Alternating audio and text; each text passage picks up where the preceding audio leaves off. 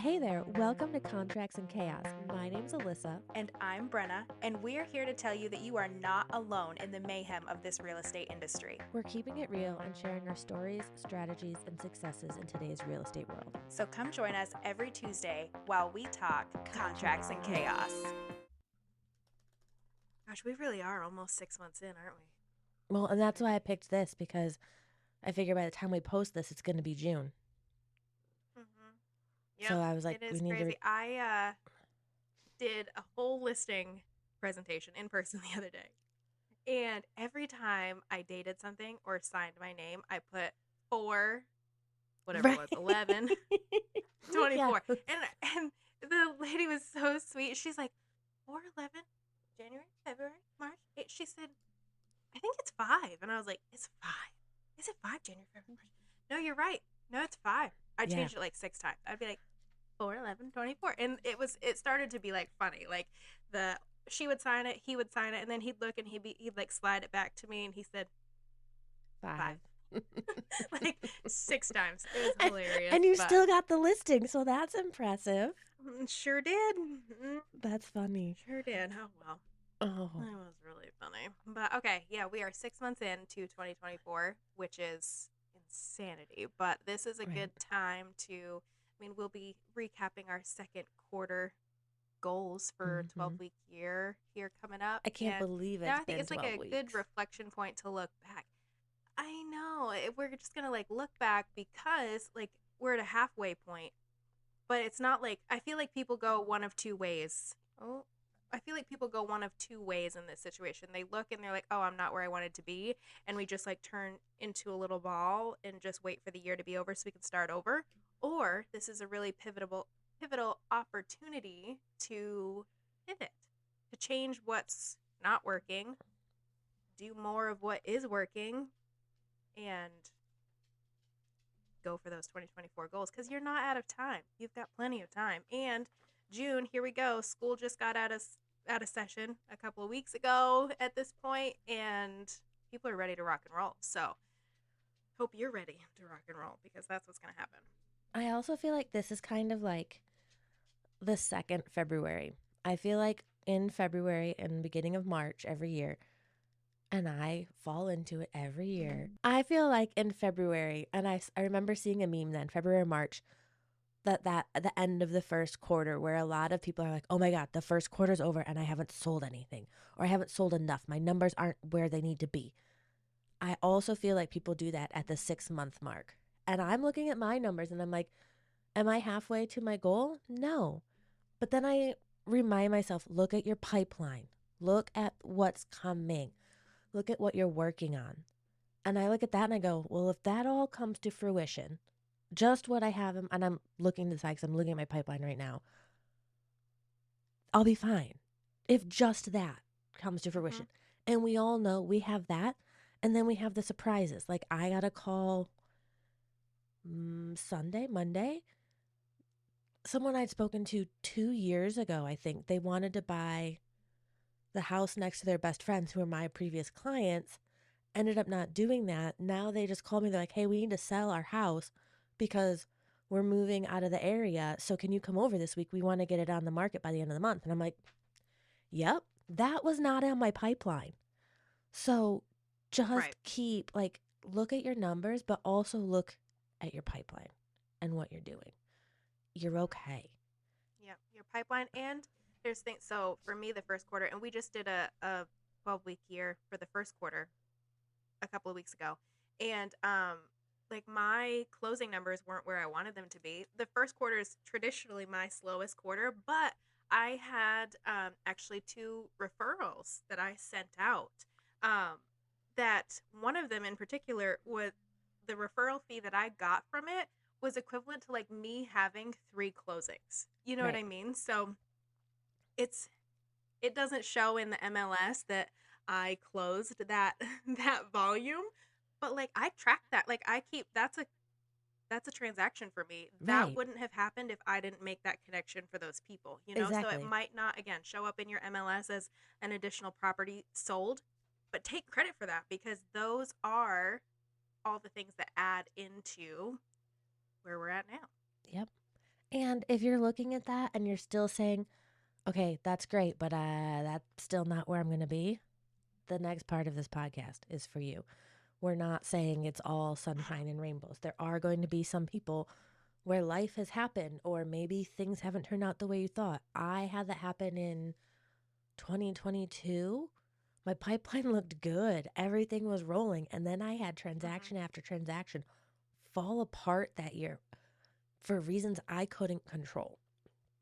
And it messed up my numbers. Mm-hmm. And I was like, oh my God, this is my best advice for you. Stay on the freaking horse. Don't jump off Mm-hmm. because you're not where you are. Now, if you are at a point where like you're going to have to sign up for food stamps or you're not paying your bills or things like that, all right, then it's time to bring in an additional source of income. But if you truly want to stay in Mm-hmm. this business, stay on the horse. Like this is not the time to give up. This is I the think time that to that's double down. important. Right. I think that that's important too, where you just talked about your pipeline. People see, like, oh, wow, I have like 5 million in my pipeline right now that's going to close this year. That's like literally putting all your eggs in one basket. You know what I mean? Mm-hmm. Because just this spring, I've lost 3 buyer clients. Two are rented, like extended their lease, didn't like the interest rates, and they're like, we're just going to stay where we're at because they're not going to increase our rent. We're comfortable here.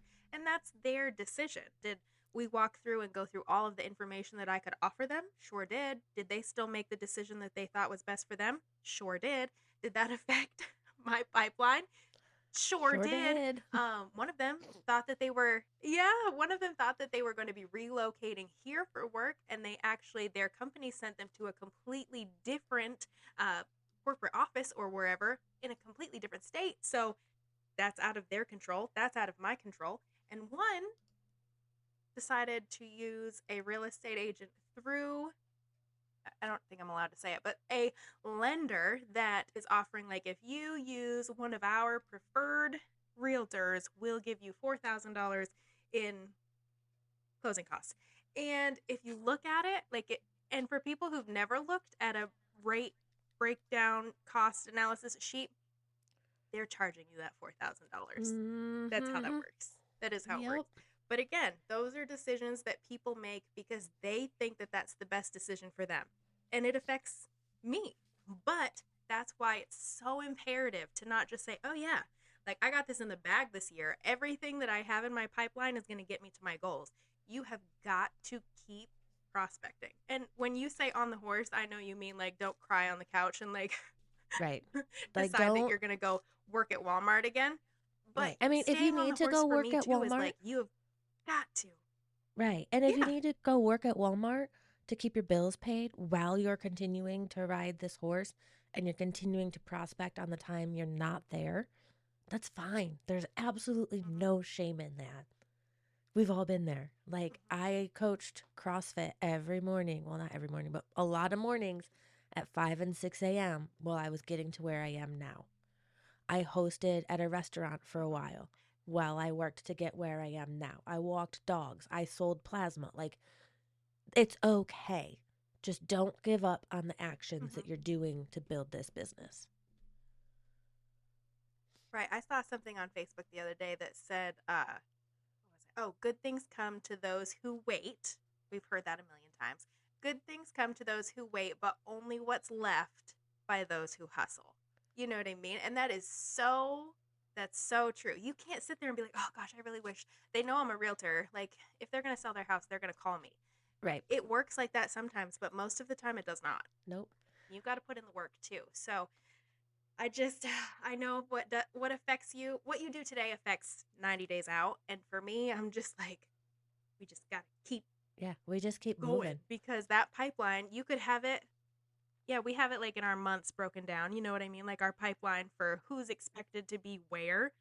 But that changes too. Like you cannot like base big financial decisions, life decisions, all of that off a pipeline that's literally just a dream until it until it all closes. You know what I mean? So I feel like just staying consistent and keep putting people into that funnel and keep working those leads, that will help you out. Like, the Dang. first step in this is to look at what you have or maybe haven't been doing and analyze it. Like, what have you been doing for lead generation? Why is it not working? Like, and be honest with yourself. Are you actually doing that? If you are saying you're cold calling and you're calling one person once a week, we're not cold calling. Like, so you need to look at what you've been doing. Maybe it's time to try something new. Maybe it's time to double down or triple down on what you've been doing. But you need to identify where you can improve what you've been doing. Like, does that make sense? Yeah, and this, like you said, being like super honest with yourself. Like the beginning of the year, I wanted to really focus on like YouTube and my email list. Well, YouTube honestly is a huge time commitment that I did it in the first quarter, and it's something that I've kind of backed off here on the second quarter. First of all, I haven't really gotten any traction on YouTube, and that's because I don't have enough stuff on there, right? Right. But I was spending so much time between editing and filming and those things and not seeing any return on it at all so far, right? And I also implemented the email list the first quarter, and I've already seen return on that, right? So this second quarter for me, making that decision to kind of like back off on the YouTube and really, really, really push that email newsletter and that list growing was a decision because like I can already see the difference that that is making. Do I still want to do YouTube? Yes.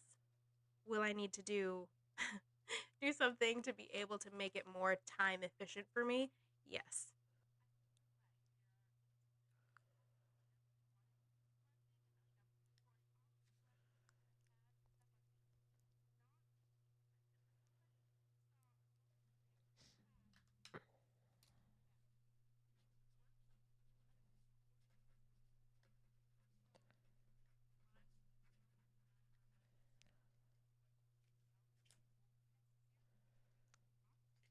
Right.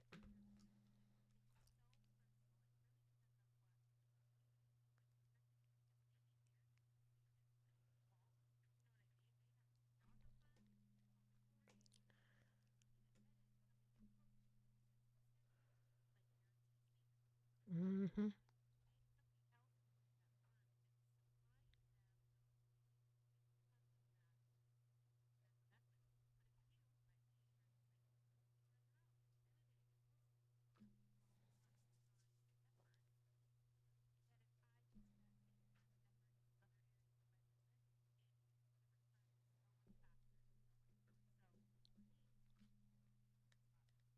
Right. And I think it's good that you've acknowledged that. Like, okay, we tried it. We do know it's something we want to pursue down the road. But for now, business, I'm going to stick with what's been working. So, and I think you can ramp up that email. So, say, I'm going to use your emails as an example. You send one a week, right? You send like a local newsletter of what's going on, market stuff. Like, you have a different one every week. If you wanted to, you could find a way to make that two per week. Like it could be every week. Here's what's happening locally this week instead of this month. Like break it down so that you're touching more than once. You could, and then add different things in, like you're doing the deal of the week, I think. So that would be two emails a week. That would double those efforts.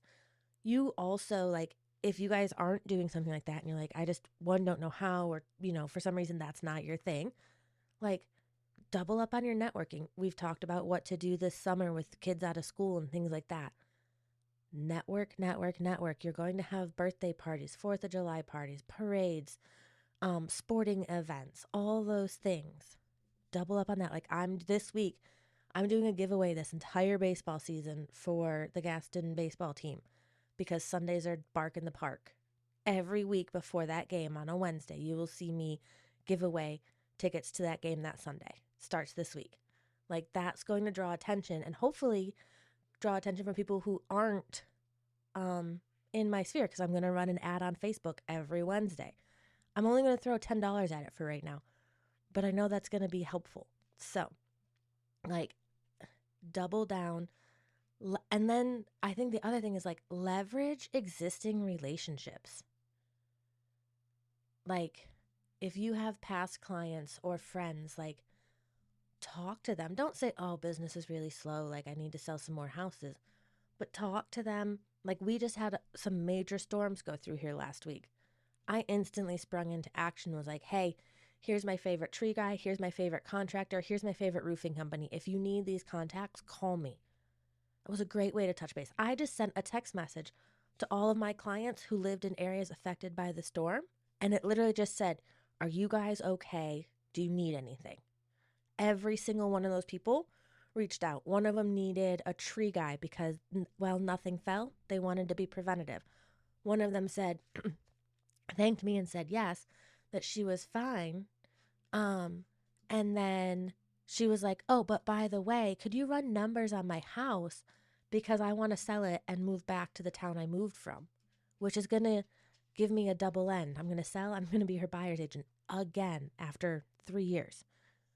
Doing those little things, send the birthday text, send the happy 4th of July text, send whatever it is, but network with your people in a genuine manner. Because even if they're not ready, they're going to know someone and it's going to put you front of mind with them.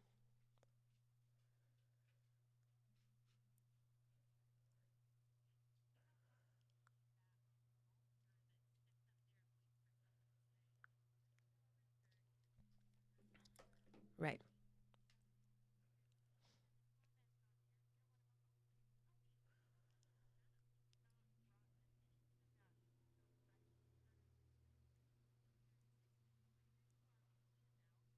Right. Yep. And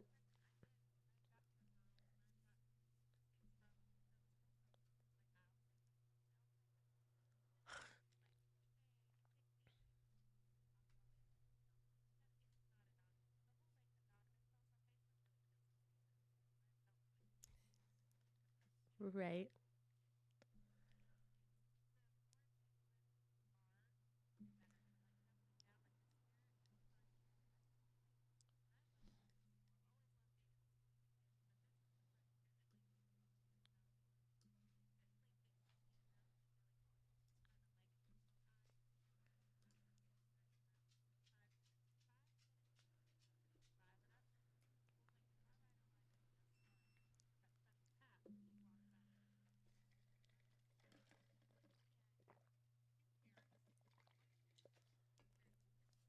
Nice.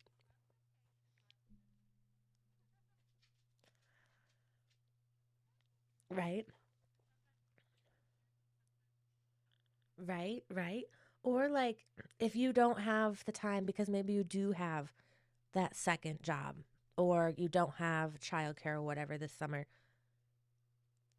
if you're not throwing yourself into your online presence and your digital marketing, then you're leaving a ton of wealth out there. I don't remember where I was the other day. Oh, and someone looked at me. I was at the grocery store somewhere and said, did you used to have purple hair? And I said, yeah. You have that house for sale out on Linwood, right? Yes, yes, ma'am, I do. I'm sorry, have we met before? And she was like, no, like I recognize you, but your hair is different. And I was like, yeah, I've officially become that realtor who needs to update all their headshots or go back to purple hair. And, but like, do that. It's free. You can schedule it. Like, it's easy. You can throw, even if you don't have a lot of money to do it, like, do some Facebook ads just so people are seeing your stuff pop up and then they'll come to your page. Like, if there is one thing you're going to pull from this, in my opinion, that's it. Like if you are busy with kids and the second job and money's tight, you need to be doubling down. You can post, where's the 4th of July parade? What's happening in your neighborhood this weekend? You could post something like, hey, I have a whole guide of events this summer that are family friendly for kids. DM me your email address and I'll send it to you. Like you can do those even if you don't have a big list of emails. Well, that's going to build your email list so then you can email. Like those things will keep you going. And if you haven't been doing them, you need to start. And if you have been, then it's time to double down on those efforts. That's my opinion. I feel like I just got on a soapbox there.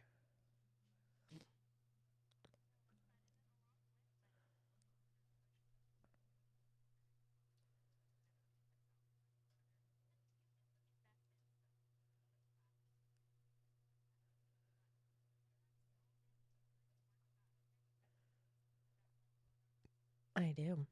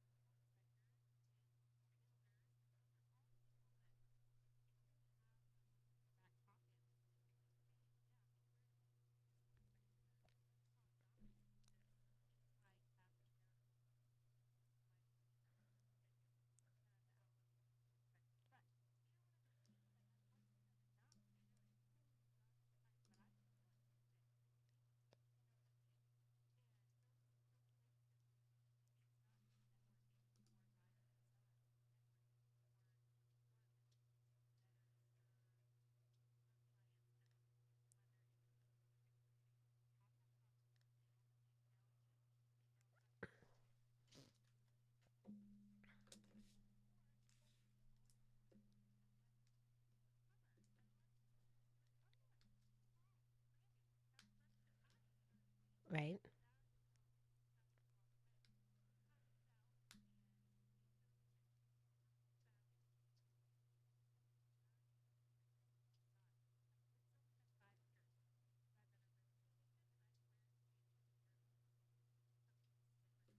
Yep.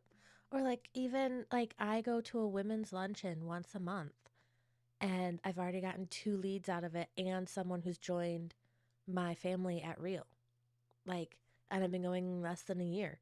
So like those things, like the two people that I've gotten clients out of, they've said, "Hey, we know you know this area. It's not an area that we specialize in. We'd like to send you a client."